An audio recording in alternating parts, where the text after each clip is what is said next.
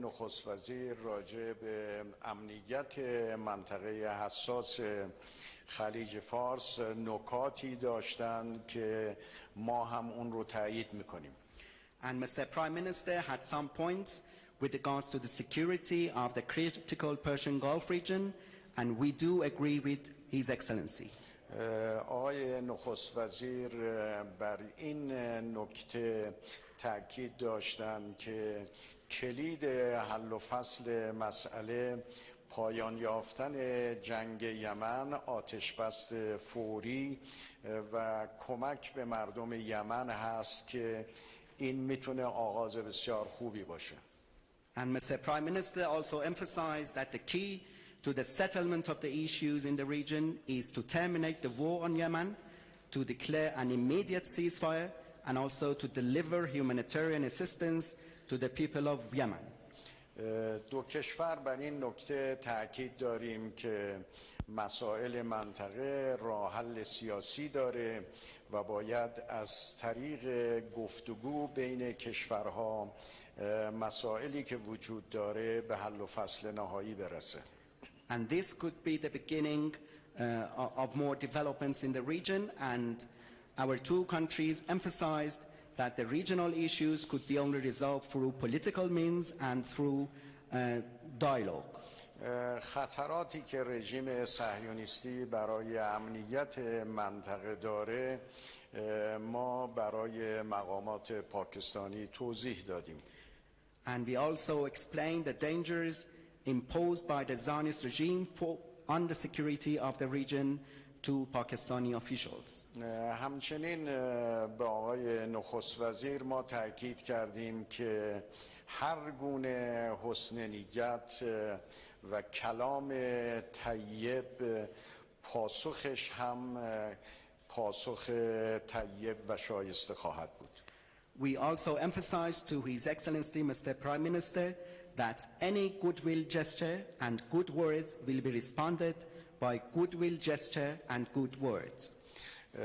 همچنین راجع به مسئله تحریم‌های ظالمانه آمریکا علیه ملت ایران بحث کردیم و اینکه این تحریم‌ها یک تروریسم اقتصادی است. And we also discussed the oppressive sanctions of the United States against the Iranian nation, and we emphasized that such sanctions constitute economic terrorism. این که چگونه از نوع برجام میتونه برگرده به روال سابقش و این توافق مهم عملیاتی و اجرایی بشه به طور کامل با هم بحث کردیم. We also discussed how the JCPOA or the nuclear deal could be returned to its previous path and how it could be fully implemented. همچنین در این زمینه اینکه آمریکا برای حل مسئله باید برگرده به برجام و تحریم ها رو کنار بگذاره به عنوان یک نکته اساسی و کلیدی مورد تاکید ما بود. And also we emphasized as a key point that the United States should return to the JCPOA and lift the sanctions. من از آقای نخست وزیر به خاطر سفرشون به ایران تشکر میکنم و مباحثی که امروز ما با هم گفتگو کردیم مباحث بسیار مهمی رو برای منطقه و روابط جهانی میدونم. And also once again I would like to appreciate Mr. Prime Minister for visiting my country, and in our meeting we discussed a variety of issues which we consider as very significant for our region and the whole globe. ما با آقای نخست وزیر گفتیم که حسن نیتی که ایشون برای مسائل منطقه دارند ما با چهره گشاده با این تلاش ایشون همیشه مواجه خواهیم بود و ایشون رو یاری میکنیم برای اینکه صلح و ثبات کامل به منطقه حساس ما برگرده. And I told Mr. Prime Minister that we openly welcome any goodwill gesture by Pakistan for providing more peace and stability for the whole region, and we are ready to assist Pakistan for providing full peace and stability for the whole region.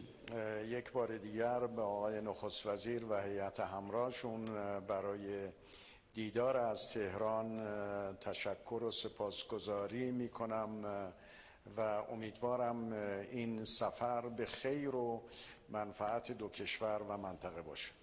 And once again, I would like to appreciate the Honorable Prime Minister and his accompanying delegates for coming to visit us in Iran, and I hope that this visit could have proper benefits and outcomes for the two countries, the whole region, and the world. Thank you, Mr. President. Bismillah ar-Rahman ar-Rahim. Can I first say that this is my third meeting with you, Mr. President. First was one in April, then I met you in New York, for a brief while in Bishkek, and now this meeting. We discussed bilateral relationship, trade, how we can help each other. We have very strong old ties between Iran and Pakistan. Pakistan still remembers how Iran stood with us in 1965 when Pakistan was facing hostilities. تشکر میکنم جناب آقای رئیس جمهور. در ابتدا مایلم اعلام بکنم که این در واقع سومین جلسه مبسوطی هست که بنده با شما برگزار کردم. اولینش در آوریل 2019 بود، دومیش در نیویورک و یک جلسه کوتاهی هم در بیشکک داشتیم. ما امروز در صحبت‌های خوب در خصوص مناسبات دو جانبه، تجارت دو جانبه و همچنین کمک به یکدیگر صحبت کردیم، چرا که ایران و پاکستان روابط دیرینه و عمیقی رو دارند و پاکستان هنوز کمک‌هایی رو که ایران در سال 1965 در قبال پاکستان کرد و در اون جنگ به پاکستان کمک کرد رو از یاد نبردیم. Mr. President, I especially want to thank Iran, the government of Iran, for supporting the people of Kashmir.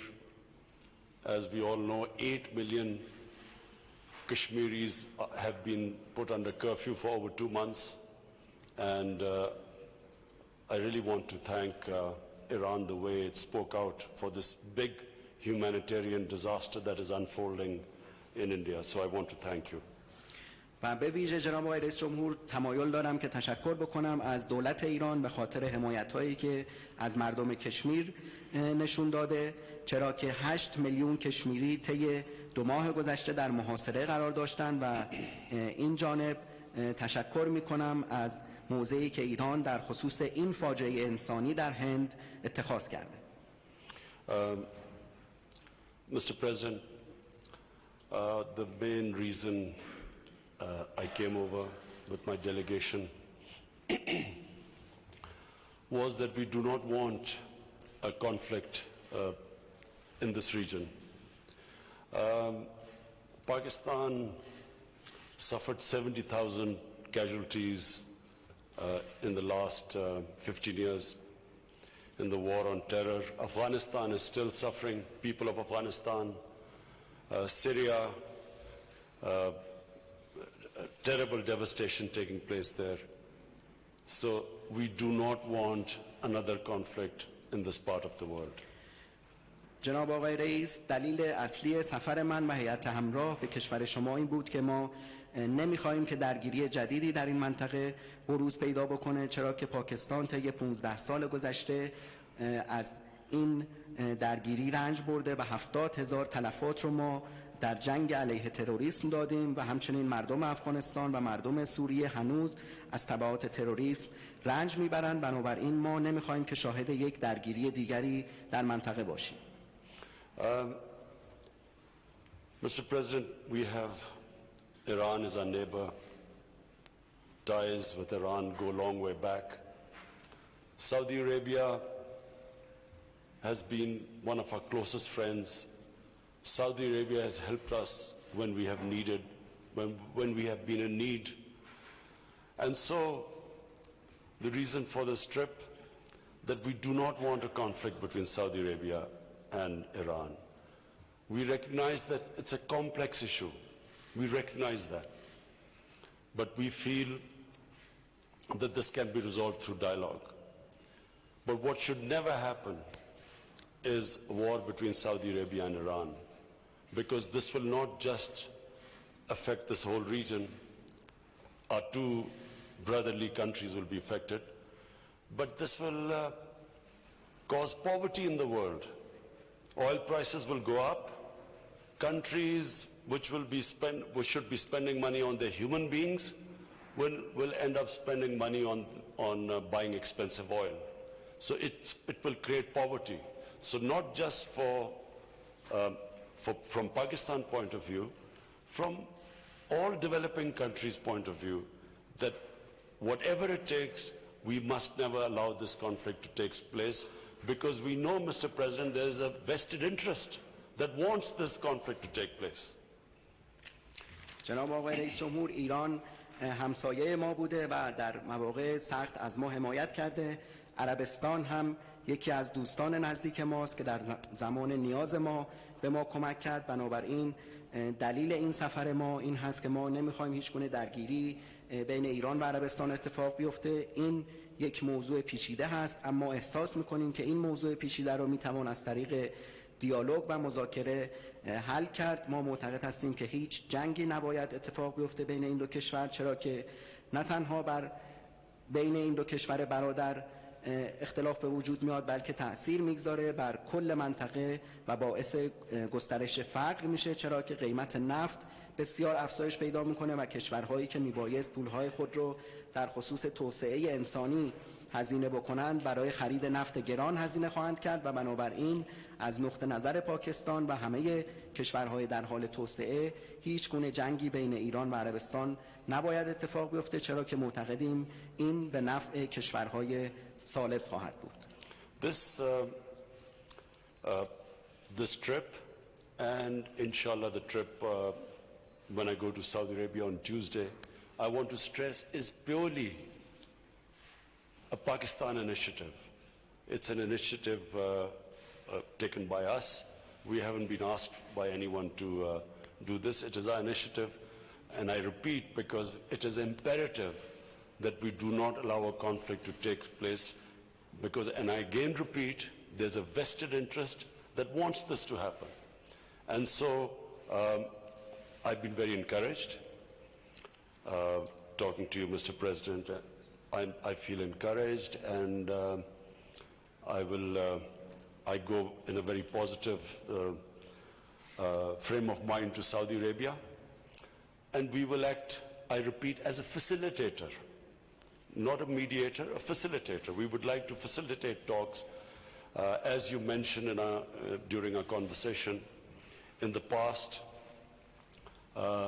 Pakistan has hosted Saudi Arabia and Iran in Islamabad in the past to iron out your differences, and so we are again willing to do the same thing.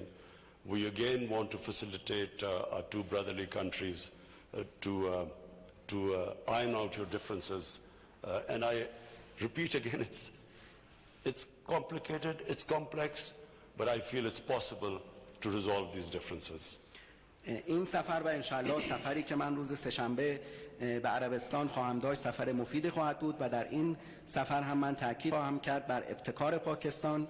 تاکید میکنم که این ابتکار پاکستان هست، هیچ کس و هیچ طرفی از ما نخواسته و این ابتکار خود ما هست، چرا که همونطور که گفتم هر گونه درگیری بین ایران و عربستان تبعات منفی رو برای منطقه داره و همچنین باعث منفعت طلبی کشورهای ثالث میشه. من امروز آقای رئیس جمهور مذاکرات خیلی خوبی رو با جناب عالی داشتم و با ذهنیت مثبتی روز سه‌شنبه به عربستان سفر خواهم کرد و بار دیگه تاکید میکنم که من به عنوان یک تسهیل کننده و نه یک میانجی بین ایران و عربستان عمل خواهم کرد، همان گونه که در گذشته نیز پاکستان میزبان مقامات عالی ایران و عربستان در اسلام آباد بوده و ما مایل هستیم که به این نقش تسهیلگری خودمون بین دو کشور برادر ادامه بدیم جهت حل اختلافات و بار دیگه تکرار میکنم که این موضوع ممکنه موضوع پیچیده‌ای باشه اما پاکستان اعتقاد داره که از طریق گفتگو قابل حل هست. And finally, Mr. President, when we were in New York, President Trump spoke to me and he wanted to facilitate some sort of a dialogue between Iran and the United States. We discussed things in details. I know again there are difficulties involved, but again we will whatever we can do to facilitate this dialogue so that the sanctions are lifted and a nuclear deal is signed between the two countries. Again, whatever we can do, we will happy to facilitate. But we discussed in details the issues involved, and we recognize that Iran has certain issues about it. So this is an ongoing process, and if we can help, we will be willing to facilitate in the future. و در نهایت هم بعد از سفر نیویورک و در سفر نیویورک من با آقای ترامپ صحبت کردم و ایشون از من درخواست کرد که تسهیل کننده دیالوگی بین ایران و ایالات متحده باشم که ما امروز جزئیاتی رو در این خصوص مورد بحث قرار دادیم. باز هم ما میدونیم که سختی هایی در این حوزه وجود داره اما از هیچ تلاشی دریغ نمی کنیم که تحریم ها علیه ایران لغو بشه و برجام دوباره توسط تمامی اعضای اون امضا بشه. ما در جلسه امروز جزئیات رو مورد مرور قرار دادیم. ایران موضوعات و ملاحظاتی رو داره و ما علاقمند هستیم که به این نقش خودمون به عنوان تسهیل کننده ادامه بدیم. And thank you very much, Mr. President, and I look forward to meeting His Eminence Ayatollah Khamenei. تشکر میکنم جناب آقای رئیس جمهور و ما منتظر دیدار حضرت آقای آیت الله خامنه ای هستیم.